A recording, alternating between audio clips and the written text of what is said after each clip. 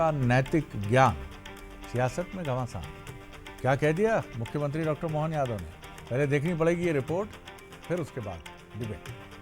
मनमोहन सिंह जी finance के बहुत बड़े विद्वान थे, लेकिन ये छोटी सी बात नहीं मालूम पड़ी, आदमी के लिए बिना पैसे का बैंक में खाता खोल दो तो उसका पैसा उस तक पहुंच जाएगा। ये चाय वाले ने कर दिया, नरेंद्र मोदी जी ने, जिनने कोई फाइनेंस की डिग्री नहीं ली।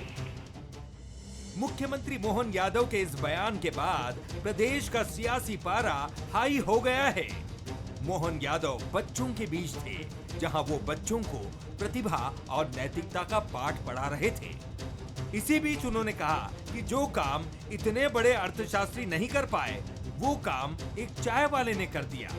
सीएम ने कहा कि प्रतिभा के साथ नैतिकता भी होनी चाहिए। ये समझाते हुए उन्होंने पूर्व पीएम मनमोहन सिंह की तुलना पीएम मोदी से की। बहुत बड़े, कहाँ विदेश में कौन सी यूनिवर्सिटी में पढ़ के आए थे मनमोहन सिंह जी? कैम्ब्रिज। और उसके पढ़ने के बाद वो गवर्नर बने, गवर्नर के बाद वित्त मंत्री बने, फाइनेंस के बहुत बड़े विद्वान थे।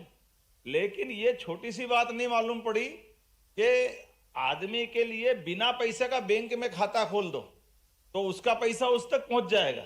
ये चाय वाले ने कर दिया, नरेंद्र मोदी जी ने, जिनने कोई फाइनेंस की डिग्री नहीं ली। सीएम ने पूर्व प्रधानमंत्री मनमोहन सिंह की तुलना पीएम मोदी से की तो कांग्रेस की तरफ से पीसीसी चीफ जीतू पटवारी ने मोर्चा संभाला। पटवारी ने कहा कि तुलनात्मक बात करना व्यवहारिक नहीं है। पीसीसी चीफ ने कहा कि मनमोहन सिंह के काम का आंकलन देश कर चुका है। जिस तरीके से मनमोहन सिंह जी ने इस देश को बनाया, उनके काम का आकलन देश ने किया।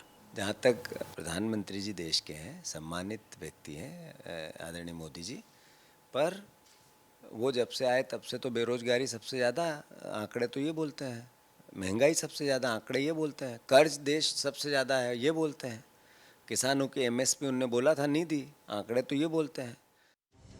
इस मौके पर सीएम मोहन यादव ने रावण, पन्नाधाय, कंस और विक्रमादित्य सहित कई नामों का जिक्र छात्रों के बीच किया।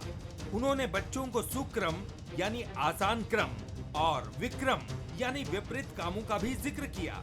लेकिन मनमोहन सिंह को लेकर दिए गए उदाहरण से कांग्रेस तिलमिला गई और प्रदेश की सियासत में बयानबाजी का नया अध्याय जुड़ गया।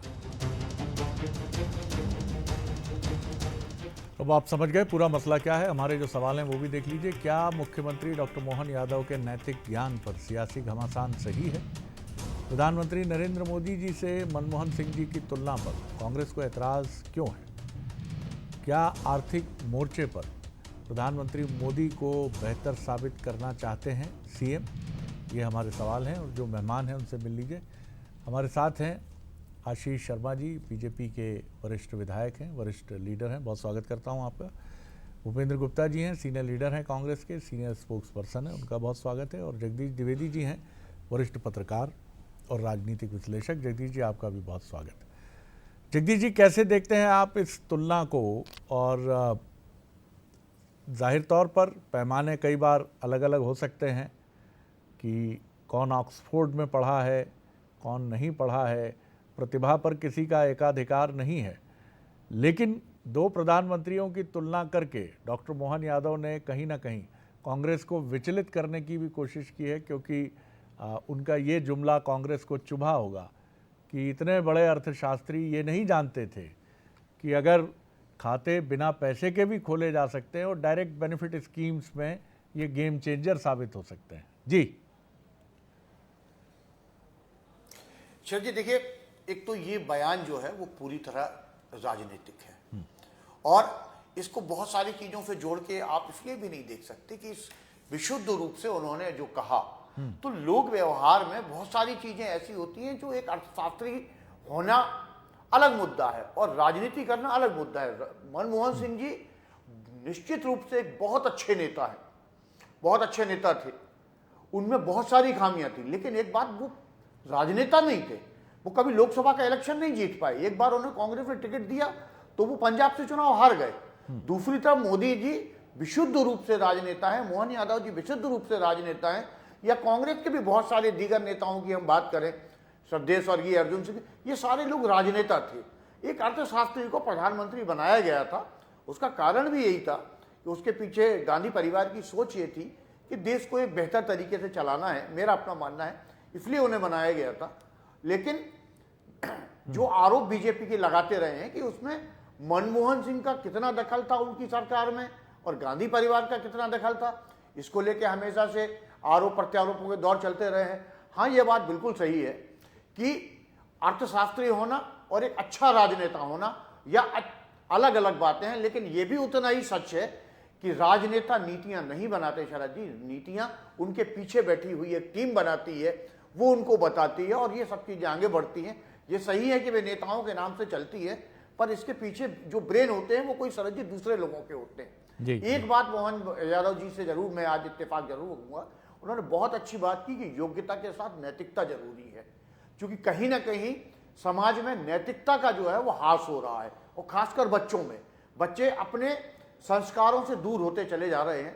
तो उन्होंने आज मैंने उनका पूरा वो भाषण सुना, उन्होंने जिस तरीके से कंस का उदाहरण दिया और बहुत सारे अपने उदाहरण दिए, ये बहुत जरूरी है नई पीढ़ी को समझाना कि हमारे संस्कार क्या थे, क्योंकि अगर हम अपने संस्कारों को नहीं सहेज पाए तो इस आने वाली नस्ल को भी नहीं सहेज पाएंगे। शरद जी, भूपेंद्र जी, क्या टिप्पणी है आपकी इस पूरे मसले को लेकर जो प्रधानमंत्री को लेकर, पूर्व प्रधानमंत्री को लेकर मध्य प्रदेश के मुख्यमंत्री जी ने कहा है? जी देखिए, ये एक अवांछित टिप्पणी है और इससे स्पष्ट पता चलता है कि जो लोग उनका भाषण लिखते हैं मुख्यमंत्री का, या तो वो उनको जानकारी या नॉलेज नहीं है, या मुख्यमंत्री जी स्वयं जो है इस तरह के मिथ्या प्रचार में शामिल हैं। आप अभी गूगल कर सकते हैं कि ये स्कीम तो मनमोहन सिंह की थी, इसको तो चुराया बीजेपी ने, पर्ची चिपका दी उस पर जनधन की। ये जो है स्कीम जो है फाइनेंशियल इंक्लूजन की स्कीम थी और 2014-15 में का जो फाइनेंशियल ईयर था जब हमारी सरकार गिरी, तब 15 करोड़ जनधन खाते जो है, उसका नाम उस समय जो है फाइनेंशियल इंक्लूजन अकाउंट्स था, उसको जो है बना के गए वो। आज करीब जो है 50 करोड़ खाते जो हैं वो मोदी जी के 10 साल के उसमें टोटल हुए हैं। तो उसमें से 15 करोड़ का जो कंट्रीब्यूशन है वो मनमोहन सिंह की सरकार का है और ये स्कीम मनमोहन सिंह लाए थे। और उनको ये भी गलत फहमी है, ये और जानबूझकर ये मिथ्या प्रचार करते हैं। महिलाओं को खाता खुलवाने के लिए 300 रुपये का हम अनुदान देते थे। खाता जो है 300 रुपया सरकार उसमें कंट्रीब्यूट करती थी। ये स्कीम है, उसको पढ़ सकते हैं मोहन यादव जी, और इनकी सरकार पढ़ सकती है, और मोदी जी जो मिथ्या प्रचार करते हैं वो भी इसको पढ़ सकते हैं। तो ये हमारी स्कीम है, आपने अपनी पर्ची चिपका ली, उसका नाम बदल के उसको जनधन कर दिया। जैसे हमने निर्मल भारत में पूरे देश में शौचालय बनाए, लेकिन हमने कौन से शौचालय बनाए जो कम्युनिटी को सर्विस देते थे।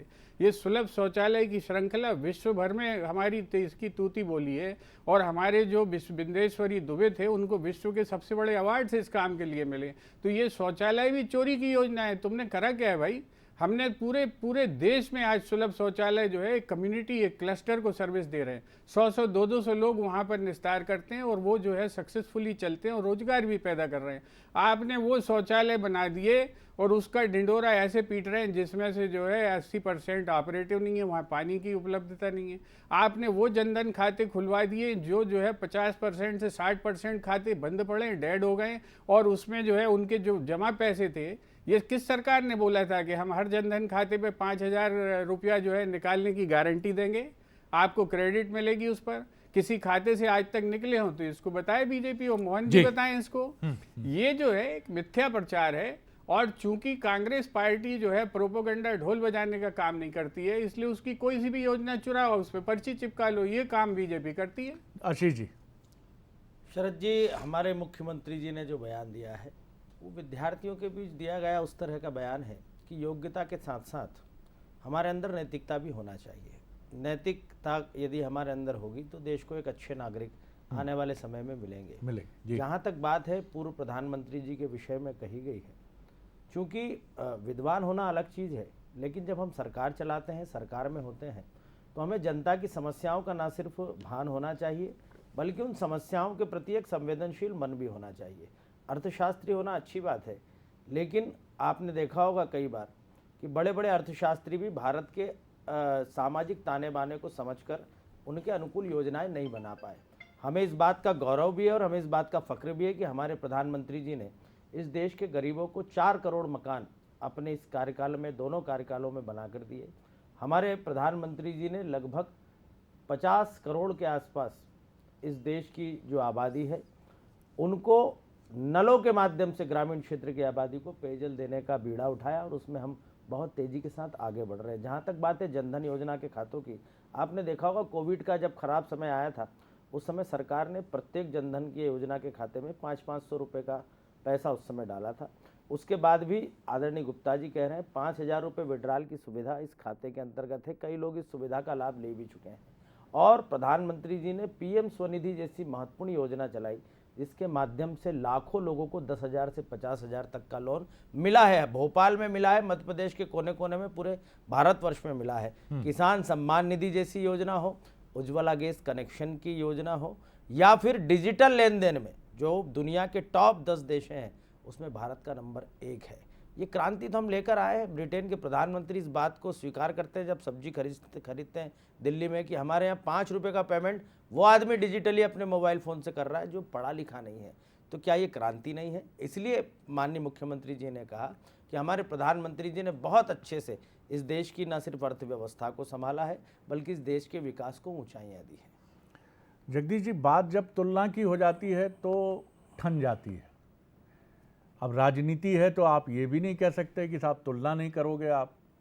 आपके पास कई बार बोलने के लिए मंचों पर जब मसला आता है, चाहे कांग्रेस हो या बीजेपी हो, तो बात, और जब तुलना की बात आती है और वर्तमान या पुरखे नेताओं की तुलना होती है तो कड़वाहट भी बढ़ती चली जाती है। अब यहाँ कोई ये नियमावली तो है नहीं कि साहब आप उनका जिक्र मत करो, हम इनका जिक्र नहीं करेंगे, इस तरह से चीज़ें चलेंगी। लेकिन फिर भी आप इसे किस रूप में देखते हैं? तुलना का स्वरूप जितना स्वस्थ हो, जितना, हालांकि डॉक्टर मोहन यादव जी ने जो बात की है उसमें कोई उन्होंने derogatory reference, doctor Manmohan Singh ji दिवंगत जो प्रधानमंत्री हैं उनको लेकर ऐसा कोई रेफरेंस नहीं है। उन्होंने यही बात कही कि बड़े वित्त अर्थशास्त्री थे, लेकिन एक साधारण बात ये भी है कि अगर आप बिना पैसे के खाता खोलें तो ज़्यादा फायदा होता है। फिर भी इससे क्या आपको लगता है कि ये बहस लंबी नहीं खींचनी चाहिए? सर जी, बहस का सवाल इसलिए लंबी नहीं होना चाहिए कि देखो, मैं हमेशा से मेरा ये कहना है कि कोई भी, अटल बिहारी वाजपेयी ने बहुत अच्छी बात कही थी, अगर आपने उनको संसद में सुना हो, और अटल जी ने कहा था कि देश का विकास सिर्फ हमने किया, हम ये दावा कतई नहीं करते। देश विकास एक सतत प्रक्रिया है, उन्होंने कहा था, और जो भी लोग आए हैं उन्होंने देश का विकास किया है।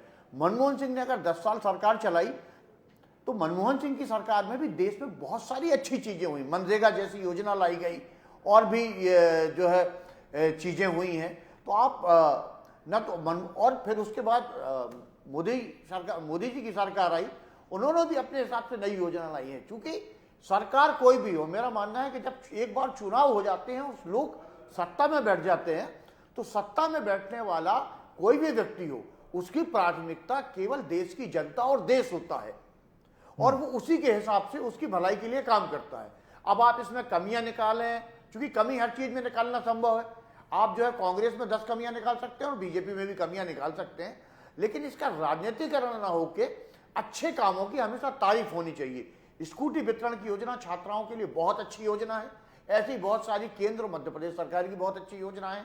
मैं नहीं कह रहा हूं कांग्रेस योजना नहीं लाई, वो भी अच्छी योजना लाई, बीजेपी भी अच्छी योजना लाई, लेकिन जो सबसे बड़ी दिक्कत है वो है वोट की सियासत। वोट की सियासत हर मामले में घुस जाती है और एक अच्छे माहौल को भी कसेला बना देती है। शरद जी, आज भी कम से कम यही हुआ है। और मुझे लगता है कि बंद कमरों में अगर बिग बॉस की तरह कांग्रेस और बीजेपी के नेताओं की रिएक्शन हम रिकॉर्ड करें तो हो सकता है कि कांग्रेस के बड़े बड़े नेता मोदी जी की तारीफ करते हुए मिल जाएं, लेकिन बंद कमरों की बात है। और इसी तरह आप अगर बीजेपी की बात करें तो वो कांग्रेस के दिग्गज नेताओं की तारीफ करते मिल जाएं। तो ये बहुत अच्छी बात आपने कही कि सियासत की इस मजबूरी को, कुछ तो मजबूरियां रही होंगी, यूं ही कोई बयानबाजी नहीं करता। माफ़ कीजिएगा बद्र साहब। जी उपेंद्र जी। देखिए, एक बड़ी बात अभी जगदीश जी ने कही कि जो नैतिकता का एक जो शिक्षा है बच्चों को दी जानी चाहिए। तो नैतिकता की शिक्षा तो सत्य बोल कर दी जा सकती है। असत्य वाचन से अगर कोई शिक्षा शुरू हो रही है तो सबसे बड़ा तो नैतिकता का पतन यही है। मैं आपसे ये कहना चाहता हूँ कि जो मैंने अभी आंकड़े दिए इसको उस पर चर्चा नहीं की हमारे आदरणीय मित्र ने, करनी चाहिए थी कि अगर 15 करोड़ खाते मनमोहन सिंह खोल कर गए थे तो उस पर बात होनी चाहिए। मुख्यमंत्री जी ने एक और बहुत ही गलत बयानी की है जो बहुत ही ज़्यादा अपमानजनक भी है कि कांग्रेस ने जो क्या किया है, हम तो आज स्कूटी बांट रहे हैं। क्या कांग्रेस ने कभी स्कूटी बांटी है? 2003 से मध्य प्रदेश में बीजेपी की सरकार है, क्या उसके पहले स्कूटी बनती थी? क्या उसके पहले जो है साइकिल बनती थी, हम साइकिल बांटते थे बच्चों को। आप किस तरह से जो है लोगों को जलील करके, अपमानित करके, अगर आप अपनी बड़ाई दिखाना चाहते हैं, अपनी लाइन बड़ी नहीं कर रहे हैं, दूसरों की लाइन छोटी करके आप अपनी लाइन बड़ी बनाना चाहते हैं। में आप रहे 14 महीने के लिए, तब स्कूटी मौजूद थी। मेरे भाई सुन लीजिए, जब स्कूटी मौजूद थी तब भी हमने जो है हमारी घोषणाएं देख लीजिएगा, उसके बाद सरकार गिर गई। तो ये जो है ये जो समस्या है वो ये है कि आप दूसरे की लाइन छोटी करना चाहते हो और असत्य वाचन से आप जो है निर्मल भारत योजना पर आपने पर्ची चिपकाई स्वच्छ भारत की और अपने जो है डांस शुरू हो गया है। ये जो है ऐसा नहीं है, ये जो है जो सत्य के आधार पर भी आप क्रेडिट ले सकते हैं। हम थोड़ी कह रहे हैं कि आप हमने कांग्रेस का कोई भी आदमी जो है किसी अच्छे काम के लिए, कौन कांग्रेस का हर आदमी कहता है कि अटल जी ने चतुर्भुज रास्ता बनाया, क्यों नहीं बोलेंगे हम? किया काम उन्होंने। अटल बिहारी वाजपेयी बोलते हैं कि कांग्रेस की सरकारों ने भी बड़ा काम किया। ये 2014 के बाद ये नया संस्कार विकसित हुआ है कि गाली दो गाली दो गाली दो, बस सबको जो है इन्होंने कुछ किया ही नहीं। 70 साल ये बैठे सो रहे थे और बाकी जैसी आज़ादी मिली है 2014 में, उसके बाद से सारा काम हुआ। ये दुखद है और ये नैतिक शिक्षा में तो ये चीज़ आती नहीं है। इसलिए मेरा निवेदन है मुख्यमंत्री जी से भी और प्रधानमंत्री जी से भी कि सत्य वाचन करके क्रेडिट लीजिए, श्रेय लीजिए, कोई बुराई नहीं है, लेकिन झूठ बोल के क्रेडिट मत लीजिए। कांग्रेस की तरफ से भूपेंद्र जी का आरोप है कि इसमें कहीं ना कहीं तथ्यों को तोड़ा मरोड़ा जाता है और उनका ये भी आरोप है कि असत्य बात कही जाती है। जी देखिए, प्रधानमंत्री जी की बात को पूरी दुनिया सुनती है। हमारे मुख्यमंत्री जी पूरे प्रदेश के नेता हैं, अर्थशास्त्री और अनर्थशास्त्री की है। और यदि हम सत्य नहीं बोलते होते तो जनता हमको बार बार आशीर्वाद नहीं देती। इसलिए जनता सब चीज़ें देखती है, हमारे सत्य पर विश्वास भी करती है। और आप भी प्रतिदिन समाज में ही रहते हैं। देश बदला है, मोदी जी के शासन में देश बदला है। भारतीय जनता पार्टी की मध्य प्रदेश में सरकार आने के बाद विकास के काम बहुत तेजी के साथ हुए हैं। और ये मैं कह सकता हूँ कि हम ही वो पार्टी हैं जिन्होंने तीरदर्शन जैसी योजना चलाई। हम ही वो पार्टी है जिसने मुख्यमंत्री कन्यादान जैसी योजना चलाकर लाखों कन्याओं का विवाह कराया। हम ही वो पार्टी हैं जिसने बेटी के सम्मान को बढ़ाने के लिए लाडली लक्ष्मी जैसी योजना चलाई, जिसके कारण हमारा मध्य प्रदेश का और पूरे भारत का जो लिंगानुपात है, उसमें जिन राज्यों में योजनाएं चल रही वहाँ पर लिंगानुपात पहले से बेहतर हुआ है। ग्रामीण क्षेत्र की आबादी को पेयजल देना सबसे बड़ी चुनौती होती थी। आप भी नल कनेक्शन दे सकते थे, लेकिन हैंडपंप और कुआं ही गांव की प्यास बुझाने का एक मात्र स्थान होता था। इसलिए मैं ये कहना चाहता हूं कि यदि आइडियल नेता हैं जिनके नेतृत्व को पूरी दुनिया मानती, जहाँ निर्णय बहुत तेजी के साथ होते हैं, दृढ़ता के साथ होते हैं। आपके समय निर्णय लटकाए जाते थे, यूपीए की चेयरपर्सन की अनुमति के बगैर सरकार का कोई निर्णय नहीं होता था। हमारे यहाँ सरकार सक्षम है, समर्थ है, विवादित मुद्दों का हमने समाधान निकाला है। सबसे ज़्यादा आयोग यदि किसी समस्या के निपटाने के लिए बने तो मनमोहन सिंह जी की सरकार के समय बने। इसलिए जो विदेश में पढ़ता है, जो विदेश के परिवेश का जिसको अंदाज होता है, आभास होता है, वो इस भारत को नहीं समझ सकता। हम ये कहना चाहते हैं, नरेंद्र मोदी जी हमारे मुख्यमंत्री जी बहुत नीचे से संघर्ष करते हुए यहाँ तक आए, इसलिए उन्होंने जितनी योजनाएं बनाई उन वर्गों के लिए बनाई जो अभी तक उपेक्षित रहे। आप कुछ कहना चाह रहे थे भूपेंद्र जी? ये जो समस्या है, ये समस्या है केवल श्रेय लूटने की। 2014 के पहले कुछ हुआ ही नहीं, भारत में विकास ही नहीं हुआ। हम सब लोग जंगलों में रहते थे। मोदी जी के आने के बाद अचानक जंगलों से जो है बिल्डिंगों का प्रादुर्भाव हुआ। इंदिरा जो है कुटीर क्या थी? ये योजनाओं का जो है बेस किसने बनाया है? इनको स्वीकार करने से शर्म क्यों आती है आपको? हमने बनाई ना इंदिरा कुटीर, हजारों लाखों लोगों को हमने भी दिए। सुन लीजिए, अब पूरी बात मैंने आपको टोका नहीं। बोलिए। हजारों लाखों लोगों को ये बेनिफिट हमने दिया, कंसेप्ट हम लाए, चेतना ये हम लाए लोगों के बीच में। हमने ये प्रोग्राम बनाया, आपने पर्ची बदल दी, उसमें प्रधानमंत्री कर दिया आपने। तो आपने जो कर दिया उसमें हमें कोई बुराई नहीं, हम भी स्वीकार करेंगे कि कहीं मकान बने हैं तो बने हैं, वो तो दिख रहा है, सड़क पे दिख रहा है। लेकिन हम ये नहीं कहेंगे कि हम जो है ये मोदी ने ये क्या कर दिया, घरगुले बना दिए। लेकिन ये आपको स्वीकार करना चाहिए कि हमने उस समय जमाने में देश को बनाया है जब देश में खाने के लिए जी, अनाज नहीं जी, था। जी। हमने जो है भुखमरी से हमने जो है इस राष्ट्र को जनता ने बनाया आपकी है। पर्ची बदल हमें दी है, मालूम हमको है, आदेश। आपकी जगदीश पर्ची जी, तो आप ही बदल रहे, जगदीश जी, पर्ची ये- से सीएम बना रहे हो आप तो। ये दावा बार बार आप सामने तो आता पर्ची है, से सीएम बना रहे हो। लेकिन एक तथ्य जो मुझे लगता है कहीं पीछे छूटता है, शायद आप वरिष्ठ पत्रकार हैं, अगर कहीं गलती हो तो टोकिएगा। 1977 के पहले तक कोई भी उदाहरण गैर कांग्रेसी सरकारों का सत्ता में आने का नहीं है। यानी आज़ादी के बाद से 77 तक तुलनात्मक रूप से हमारे पास कोई सरकार नहीं है। कांग्रेस के शासन की हम तुलना करें, क्योंकि ये 77 की सरकार भी बड़ी जल्दी गिर पड़ी और फिर सिलसिला आगे बढ़ता है तो 84 में 400 सीटें मिलती हैं इंदिरा जी के जाने के बाद, असमय उनका जिस तरह उनकी हत्या होती है उसके बाद। तो एक तरह से आपके पास जो एक मोटे तौर पर 1999 से 2006 तक का समय है और उसके बाद से फिर 10 साल कांग्रेस की सरकार है और अब ये तीसरा टर्म है। तो तुलना के लिए कांग्रेस और बीजेपी के बीच में अभी मंच शुरू हुआ है और ये लोकतंत्र के लिए अच्छा है कि आपने क्या किया, हम क्या कर रहे हैं। आपने 40-50 सालों में क्या किया, हमने 15 सालों में या 12 सालों में क्या करने की कोशिश की। इसको एक हेल्दी रूप देने की ज़रूरत है, क्योंकि ये एक स्वस्थ प्रतिस्पर्धा है। जनता चुनती है, बिल्कुल ठीक है, जनता ही चुन रही है, कांग्रेस भी जानती है, बीजेपी भी जानती है। जी जगदीश जी। पहली बात तो शरद जी ये कि एक लंबा कालखंड ऐसा गुजरा है जिसमें कांग्रेस ही कांग्रेस थी और विपक्ष कहीं था ही नहीं। मतलब मैं बलराज मधोक जी का एक लेख पढ़ रहा था, उसमें उन्होंने लिखा था कि हमने कल्पना ही नहीं करते थे कि हम सरकार में आने के लिए चुनाव लड़ रहे हैं, क्योंकि नेहरू का कद बहुत बड़ा था, कांग्रेस बहुत बड़ा संगठन था भाई। सारे राजे महाराजे जो है अपनी संपत्ति बचाने के लिए कांग्रेस की शरण में आ गए थे।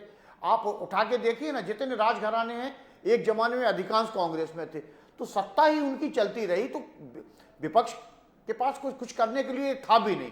सवाल इसीलिए ये खड़े हो रहे हैं कि आपने एक लंबे कालखंड में शासन किया, तो निश्चित रूप से करने वाले भी आप थे, क्योंकि सरकारें आपकी ही आती थी, किसी और की नहीं आती थी। लेकिन कांग्रेस एक चूक शरद जी जरूर कर गई कि कांग्रेस उस मुगालते से बाहर नहीं निकल पा रही है जो मुगालता इंदिरा गांधी और राजीव गांधी के जमाने तक था। आप अब भैया वैसे नहीं रहे, इसीलिए आप सरकारें खोते चले जा रहे हो। ना आपके संगठन में वो बात बची, ना आपके नेताओं में वो बात बची। लेकिन आप इस सच को कांग्रेस समझना नहीं चाहती, मेरा ऐसा मानना है, क्योंकि अब लोकतंत्र में जो दूसरे दल थे वो बहुत ज्यादा तेजी से उभरे, क्षेत्रीय दल भी उभरे, पूरे सियासी समीकरण बदल गए। खासकर इंदिरा जी के जाने के बाद से, इंदिरा जी जब तक थी तब तक पार्टी की बात कुछ और थी, नेहरू की। अब लगातार लोकतंत्र बदल रहा है, तो तुलना तो होगी। और बीजेपी के पास चूंकि कुछ कहने को नहीं है, तो वो निश्चित रूप से अपनी, खासकर 2014 के बाद किया जो एक छोटा सा कालखंड अटल बिहारी वाजपेयी के जमाने में उसे माने आप 4-4.5 साल का मिला था, वो भी इंडिया साइनिंग के नाम पे जल्दी 6 महीने पहले चुनाव करा लिए थे। तो बीजेपी 2014 के बाद की बात करेगी, लेकिन चूंकि चुनावी सियासत है, आशीष जी बहुत छोटा कमेंट आपका। पिछले कांग्रेस ने क्या किया उसकी भी तुलना करनी है। देखिए शरद जी, मैं तो सिर्फ ये कहना चाहता हूँ कि पूर्ववर्तियों से तुलना तो होनी ही चाहिए।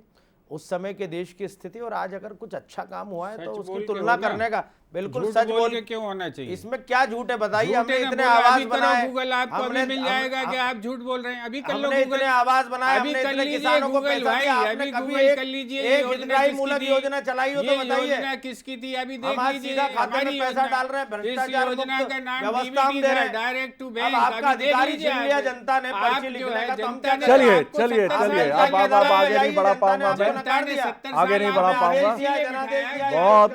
बहुत शुक्रिया आशीष जी, बहुत धन्यवाद भूपेंद्र जी, बहुत धन्यवाद जगदीश जी। महत्वपूर्ण बात यही है, जो सबसे महत्वपूर्ण बात है कि 2 सांसदों की पार्टी एक शिखर की यात्रा तय करती है, एक दिन में नहीं होती। जैसा कहा जाता है कि रोम एक दिन में नहीं बना था, एक दिन में बीजेपी भी नहीं बनी। जिन बलराज मधोक का जिक्र किया, 80 के पहले जनसंघ उसके दिग्गज नेता थे, धाकड़ नेता थे, बाद में किन्हीं कारणों से मतभेद के चलते अंधेरे में चले गए।